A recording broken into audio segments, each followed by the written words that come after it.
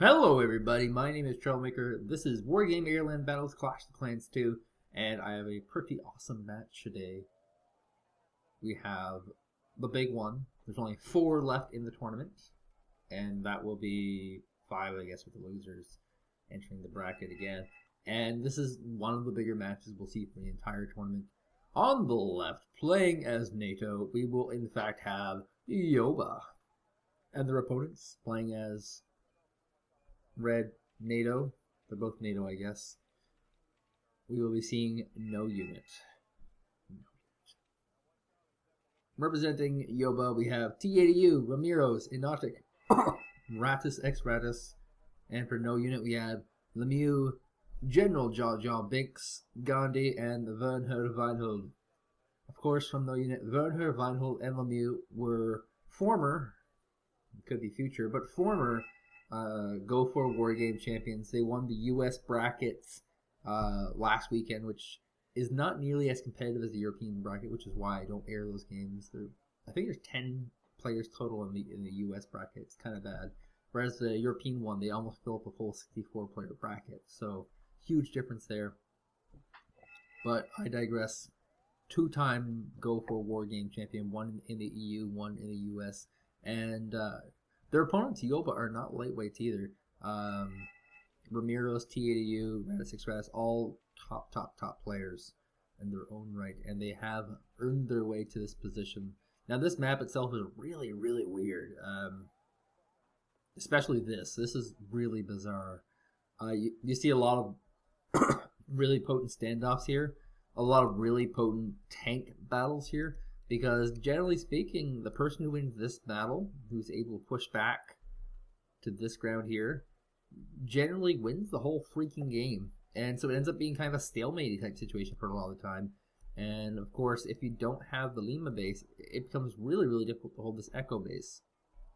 It's a little bit easier here for NATO. They can sneak a command in right here, as long as they have infantry in this zone. But it's really, really difficult. And of course, then there's this 1-point base here, which of course reinforces for all the 2-point bases, which are very highly valuable. Yes, they are. If, for example, YOBA was to grab this Foxtrot base, they could leapfrog into there and there. And of course, these 2 bases here are far more valuable than these ones here. But you still have to put the bottom effort here. Absolutely have to. I'm feeling a little bit vomity. I watched Prisoners yesterday. It is a hulking piece of shit. Absolutely terrible movie. It got a lot of good reviews, but that's because people who are watching this movie must also be theoretically terrible. Speaking of game starting, we have a Mirage coming out here from Miros. He's going to try and use it at the bottom. And as our pack players, we have a good spread here of Starfighters, Freedom Fighters, and F-15 Eagle, all trying to knock down these Mirages before they can get their payload off. One payload will in fact go off, though. The F-15 Eagles are responding, and here comes a Mirage doing the second payload. They need to get all these fighters out of here. The air superiority advantage is going, no doubt, to No Unit, as they've been very keen on doing this very, very heavy air superiority fighter meta that they've pretty well invented themselves. Now, of course, No Unit was able to grab this town here. That's helped with all these ridiculous numbers of air superiority fighters. But their numbers of tanks are a bit lax here compared to YOBA. YOBA, of course, pushing with a lot of these Bradley IFBs, which of course are very, very long range, very, very potent. Good missiles. You actually get a pretty big tank kill there, and will continue on in, grabbing this 1-point base. Now, of course, this 1-point base has been in fact taken by No Unit, and we got a +2 advantage very, very early here from T80U. Looks like they've grabbed an extra 2-point base here, so that will be pretty huge. On the top flank, looks like it's been pretty well given to No Unit. Very little effort being put in here. Just a few infantry, and they're not able to get through. I don't know why these AA helicopters are moving so close to but they can get picked off really, really easily, and they probably will here. Of course, they do have the Stinger, which means they can intercept any kind of airplay, but not going to be doing that today. Freebies given away, and freebies given here as well, so all around not too good. A very small position in the woods being started here. Very, very small. And I gotta sneeze. Achoo! Okay, sneeze is over. And as I said, this is usually the main battleground right here. And it looks like it has actually gone to YOBA. Now, of course, all is well that ends well, but all is well that also doesn't begin. No unit has gained a +1 lead. They have grabbed this 1 point base here. They have extra command here. Steaming in, they might try and grab the Delta base as well, and that'll in fact put them at +2. Now, one of the big problems with ceding this territory is that you also potentially cede this territory. There's not really a lot of good defensive positions here. You can put some AT in this little shrubbery here, but that's about it. And now it's going to be kind of a nuke fight. Leopard moving in, kind of getting crushed right now on this front. Oh, we have a Phantom. Will the Phantom hit pay dirt? Yes, double stun is good, and triple stun is good. Quadruple. This is crazy. Stunned in the fire. Going to pull out just enough to give a few extra pot shots for his AT. As more anti-tank gun Milans are moving up. Not even into good positions. Is right out in the open, which is basically become very standardized right now. And will they get some pretty key shots? Key shots are killing shots, of course. Any kind of shot that doesn't kill potentially just makes them stronger. It is literally that expression. Whatever doesn't kill you does in fact make you stronger. Routed Bradley IFB, crushed, absolutely crushed. And the MBT is also getting crushed left and right. However, it looks like the middle flank here, this little middle area, could actually potentially go to YOBA here, as they're surrounding it with Shatsus, VAVs. Should be able to grab it relatively soon. Basically trying to get around this mess. Trying to find a position that they can hold. Potentially these woods here. Just to cause a little bit of damage. And a command actually going to show up at Bravo base, which should stop the bleeding. Bleeding is pretty severe, by the way. +4 at the moment. And as I said, things are kind of cooling down a little bit. A little bit of infantry left and right, but that's just little pokes. And of course these shots there shouldn't be able to do too much. There are 50 riflemen here. Riflemen, of course, are not terribly good, but they should be able to perform in these vast numbers, especially with some UEs supporting absolutely. A little bit of artillery fire. Actually, we see some napalm artillery. Oh, baby. You know the way every day. I think about you night and day. Every day. Yeah, this has been pretty well figured out, pretty fast.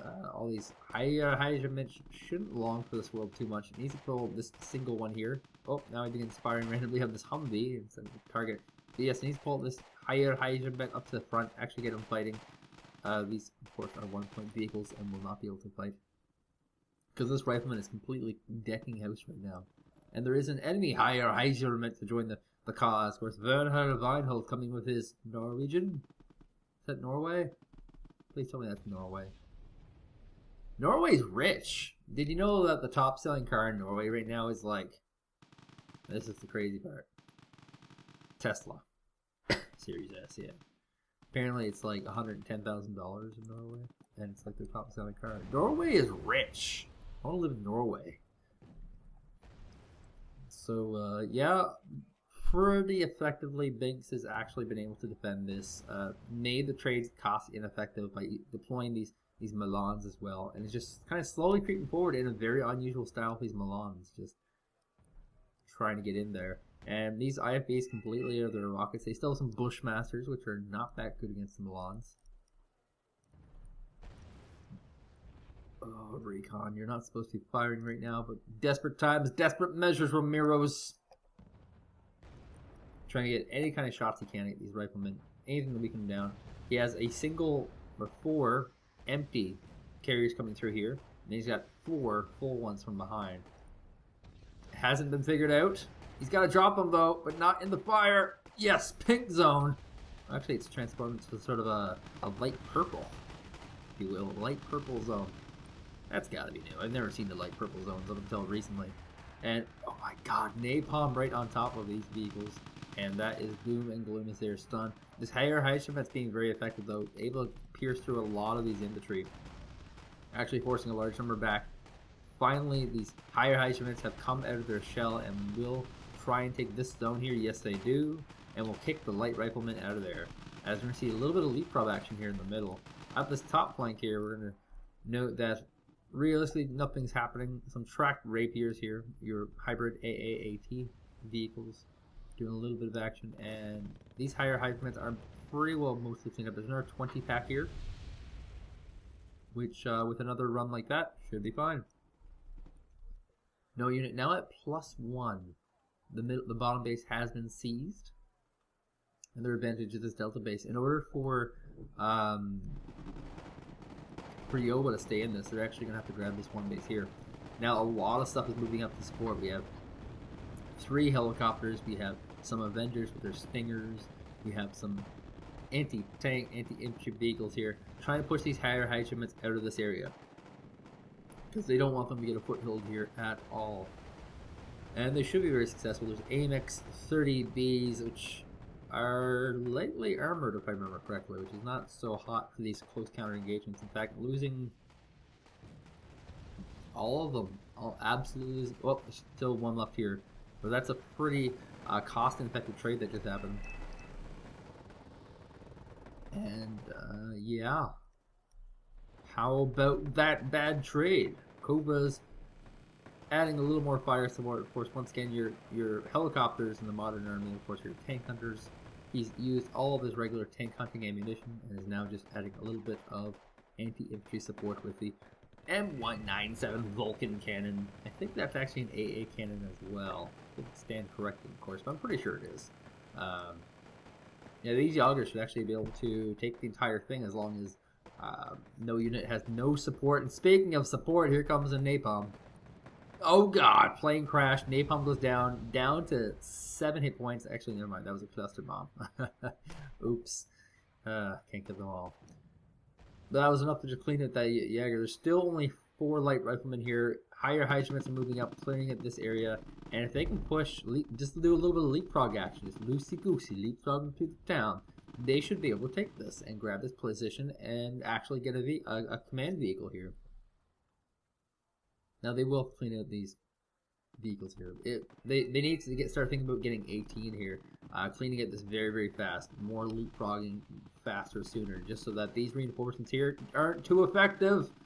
And here comes the reinforcements. The Milans are out. Here comes the leapfrog, perfect timing. Hits a Humvee, gets 10 of these riflemen so far. Needs to get a second leapfrog from the other ones. They have to move up. They have to absolutely engage here. And should be able to win this rifleman, of course, not very good. But here comes more reinforcements. And we're looking at 80, 100, 120 infantry coming into this middle base here. Because no unit knows that this is their flank right now. This is the most important battle they have right now. And speaking of which, there's another battle going on down here. And in fact, New Unit was able to move forward, grab this forward little bushel here, and will have a position to actually advance in this territory. And here comes a ton of infantry reinforcements. These infantry have to move up sooner rather than later. They might even benefit pretty heavily for some artillery right now. There's just so many freaking infantry in this fight here. We're looking at almost 100 for each side. Now, the riflemen have been pretty well wiped out here. It's only the higher regiments left over, and we're looking at animated bullets. Look how many freaking animated bullets we're seeing here.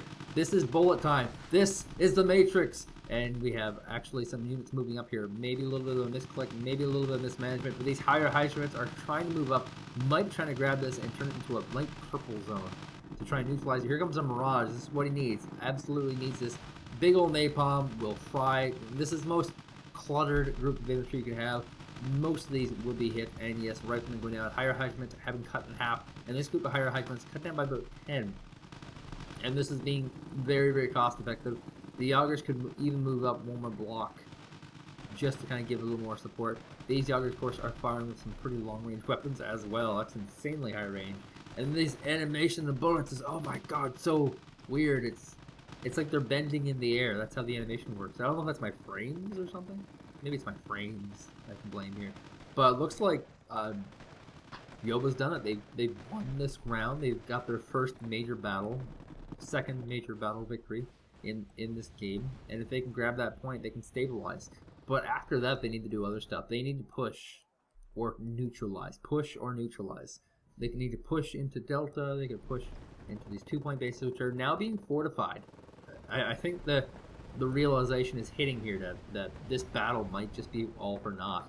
Here comes an intruder, of course. These infantry are not quite as cluttered as the no unit ones were.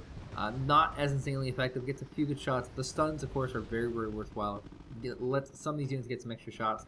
These heavy hawks should all go down. The AA flak panzers are absolutely able to liberate them. And look at this. This entire zone has been liberated. Liberated from NATO. By NATO. That's depressing. Vehicle coming in soon. Yes, here it is. The exact timing from Ramirez gets it in. Will stop bleeding. Not quite over yet, but that was a good start. There's still 40 minutes left in this game, so there's tons of time for them to make a comeback. And on this flank, it looks like a just general tactic. No unit is just trying to push from woods to woods to woods. And basically by grabbing all these woods, they grab a nice little surround. And they gain access to this road here. And this road, of course, leads into their spawn point, which is usually pretty undefended. These flanks cover it right now. And actually can bring in some Leopard 2A action. This is your heavy tank, the beast from the east. Just to give a little bit of support, when the infantry actually get in position, they will be able to fire with their MG3, which is a anti-infantry gun, into the woods here. Looks like the riflemen won't in fact make it though. There's only 5 remaining, and these higher regiments are more than a match for them. Speaking of which, higher regiments also getting picked off randomly. Random. And this flank will in fact go into stalemate. Going to our southern flank, however, it looks like there's a pretty big push happening here. Higher regiment trying to dump into this area here. A pretty cheap way of figuring out what's here. M1 Abrams and a Jaguar. Or if this isn't an East German, it could be a Jaguar. A Jaguar. Trying to fire on some of these Martyr 183s and M8 blah blahs. And not a really good trade though. Oh, such a bad trade. Some of these really cheap vehicles have been very, very potent in this match. And here comes another little cluster bomb. Oh god, didn't do that much damage actually. And things are starting to look very, very good for YOBA, by the way. Despite this massive advancement here in the top, and oh my god, are you kidding me? Are you kidding me, Werner Meinhold? You are a madman! Okay, so what he's doing here, for people who are not aware, he's going to put a Leopard 2 tank here, neutralize this point, gain a +2 advantage, and just constantly smoke this position so that AT cannot destroy it. So here comes some Chieftain tanks, some M1 Abrams, which cannot fire in this Leopard position. They're going to have to get into insanely close range. And of course, this is an ambush location. Leopard 2A4, tracked rapier, has AT as well, I believe. Another Leopard coming in. And this is Leopard 2 as well. This is an ambush location. If they move too close, they will get severely crushed. Now, of course, they're not going to fall for the bait, but this is pretty sinister. Werner Weinhold setting up a perfect trap for his opponents. And will they fall for it? That's a big question. They're going to need to do something pretty major. That's one of the things. Call for Lemieux to attack here. Of course, there's nothing actually there. I think he's trying to spot a command, but didn't quite see it. In fact, will be a wasted artillery barrage. A few tanks gonna have a little bit of a skirmish with a vehicle. The tanks should win this pretty easily. The AMX actually will pull back. Of course, the AMX has insanely high range. It's insanely weak on armor, but insanely potent. This is what I'm talking about. It just took 2 hits from a vehicle, from 2 vehicles, and it's almost dead already. You have to absolutely range kite with these guys, because that just killed. Absolutely brutally killed. That doesn't stop the infantry advantage in the middle here, not at all. And dear God, this is so smart, so good. And we're just gonna see small groups of riflemen get shuffled into here. Maybe some artillery to flush out these infantry. Yes, we will see a Leopard 2A4 coming in for a little bit of support, just trying to clean out any infantry they can. And this will probably be a pretty fair trade. Riflemen, I think, are a little cheaper than higher regiments. Yeah, no, actually the other way around. My bad. But it's a relatively even trade, as long as the Leopards can get the last kill. Unless you get this Abrams. In that case, it's totally worthwhile. Nope, 1 hit point left on that infantry. Will survive the day, so not insanely as good of a trade as it could have been. And actually just creeping into this area here, which is really, really bad. This, of course, the main road will lead in directly into the command. There is a little bit of AT here, but not too much. A big tank ball push will be super effective there. So yeah, we're looking at some pretty dire situations here for Yoba. They were starting to look really good, but now this +2 scenario with the Leopard 2 is just not working out very well for them. And there's not really a ton they can do about it. They need to do a pretty insanely potent tank push that's not only going to kill that command, but also kill that vehicle. And this is a really weird spot, because if you were to fly a jet fighter from here, he wouldn't be able to fire on this right away. It's a weirdly, I said wheelie, it's a really weird position, because he won't wind up in time. He'll start winding up here, and then you have to spin around and wind up. So anytime you get a jet fighter out of here, he will immediately spin around, meaning that he'll likely die to AA. Just very likely. And yeah, that's a pretty big consideration. These Panzer Grenadiers, not really going to do too much, going to get kicked the crap out. A Leopard 2A4 going for some pot shots. And it's always wise to bring up your tanks to try and support your infantry efforts. Not because you really care about your infantry winning, but in the least, it will actually increase the XP of your tanks. Especially these big bad boy tanks. Very important. Oh my god! Why, Gandhi? Why? There's a call for attack here. They know it's here already. No smoke, so this is not the exact same that Werner Weinhold is doing up here. This is something a little bit crazier, a little bit different. He's actually going to bring the Leopard 2 in here to actually support the main battlefront, which is a really gutsy maneuver. It's really common, actually, too common. Here comes a super intendard, and the Leopard pulls away pretty well just in time. Will the damage actually hit? Does not. Complete miss. Perfect pullback here by Gandhi. Smoke finally down. Gandhi will reclaim that position. And we might see some pretty wholesale domination here. 3 Humvees full of riflemen get into a town. Not firing, of course, not yet. Humvee being sacked to spot the higher regiments, as now the Leopards and the riflemen unloading on each other. One of the higher regiments shouldn't that go down. Good support there, and this is probably some pretty decently effective trading happening here. The riflemen are now in a great position where they can fire without being fired upon. How awkward is that? Oh god, Jaguar dead, M1 Abrams dead. This has just been such a good AT position. Nighthawks, what are they even firing on here?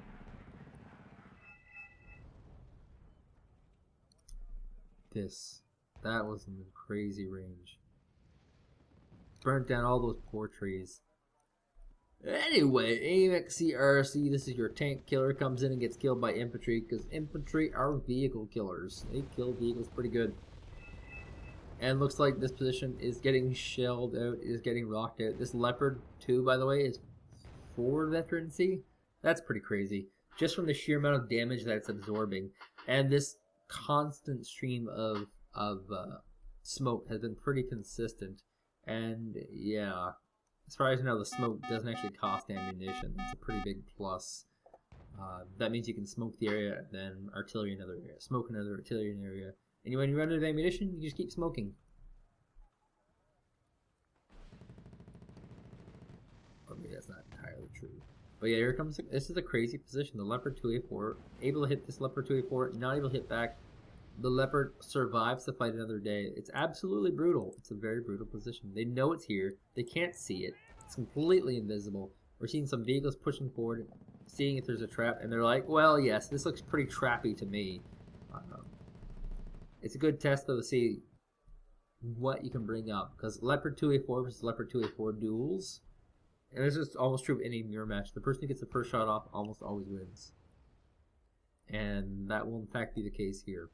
Leopard 2A4 will, in fact, kill the Leopard 2A4. So this is really looking pretty terrible for Yoba. They may be going to the loser's bracket, which, of course, means that this is not the last life for Yoba. They have a spare life. They can go in the loser's bracket. I think they go into the final 4 of the loser's bracket, and then they will re-emerge, possibly, to face No Unit. It's No Unit, WTF, and WTF FTW that are left in this tournament. Now, WTF FTW have not played their match yet. But it should be one like this, a pretty crazy, like this is probably of No Unit, the most even match I've seen today. I know it's sad because the score looks so one-sided, but in terms of the map coverage, in terms of units, it's pretty even. No Unit's just been stomping kids left and right, pushing people down to losers bracket with little to no effort. And yeah, now they're at the 80% point, there's really not a chance of coming back here. This tank player has just been so good. Still has his leopard down here, just kind of peeking back in and out, saying like, "Aha, I'm still here. Aha, I'm still here." And that's the thing. You can pull these guys back after they take too much damage, refill it up with health, and bring it back in. There's absolutely no problem with that. This southern position here was really, really good for YOBA. They did very good, but unfortunately, they were never able to actually capitalize on moving into this zone, which of course is a big advantage to this zone. As well, unfortunately, they were pushed back so much along this northern flank, amongst this southern flank, amongst this flank here, pushed out of these woods, it allowed this to happen. And this was clearly a big part of the no unit plan. They absolutely wanted to slowly push infantry out of these woods, all so that this could happen. Because if infantry were in the woods, they could just come along the back here, smoke, boom, kill it, easy. But the fact that infantry haven't flushed to the woods so badly just allowed it to happen. There is a second leopard tank, by the way, being steamrolled through here somewhere. I'm not entirely sure what's going to be used for just yet, but it looks like a pretty big push up. I mean, the game's almost over and no unit is definitely not lying down on the job. They have 30 riflemen up front and they have another 40 which should get dropped into one of these towns, which is empty, which might give them a position to actually re-emerge again. Now, I know it's pretty inconsequential what either of these guys do here. The match is pretty well decided in and over. No unit have won this. But the fact that they're still trying is pretty crazy. There's also lots of leopards being deployed down here. I'm not entirely sure what the plan is for these. Maybe they're defensive. Because a lot of times when you have these kind of last minute scenarios, a lot of the times there's a lot of crazy stuff that just randomly happens. You start seeing things like helicopter all-ins with raining men. You'll often see a lot of tank push all-ins, and so you gotta kind of prepare for all those. Tanks and AA do pretty good against most all-ins, and that's pretty well looking like what's going to be. This leopard actually can get deployed on top of this 1-point zone. Pretty risky play. Once again, it's one of these cutesy plays they like to do. It pays out sometimes. It doesn't always pay out. Not the same success rate that no unit's having right now, that is. And running it right into a tank line. This is what I mean by not having success at all. Actually turns his backside to these MBT powerful tanks and gets crushed. But once again, it didn't really matter too much. They weren't losing anything there. They weren't gaining anything there. It was just a trade, as it is. A free command for a win. I think that's a pretty good trade. And yes, that will be the end. Well, we're now down to the final 3, and in the next round it'll be down to the final 2. My name is Troublemaker. I'll be doing Clash of the Clans for another probably 2 to 3 weeks. Definitely subscribe if you'd like to see more. And yeah, see you guys for next match.